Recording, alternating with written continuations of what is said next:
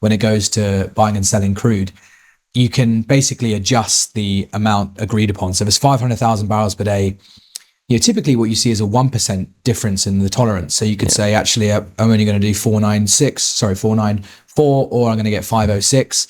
This was 20% or 30%, something 40% difference. So it's basically just a complete mug off, right? It's just like, I know I said I was going to give you 500, but I'm actually going to give you 200 or whatever it is, 300, which was really, really screwed people. And if they hedge on the basis of 500, so you're booking 500, but it's for loading in 2 months. So you've got to hedge for that 2 months.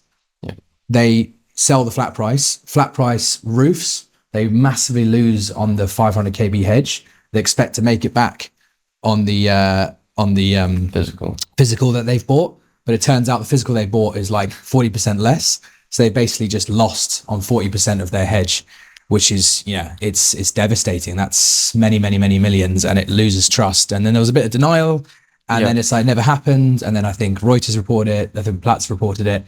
Bit late, but whatever, like it just didn't make huge news, which all had this kind of sense of like, hush, hush, hush, who did it, whatever. It was clearly a big, impulsive, angry decision, which you get with OPEC, right? They get very emotional, and they say these like random like spurts of anger in the market, and the journalists, and they make moves like this, but they know they're OPEC, right? At the end of the day. So who's going to stop buying Abu Dhabi crude at the end of the day? Who's going to stop buying Aramco crude? So I think that'll be forgotten pretty soon, to be honest, but I hear what you're saying.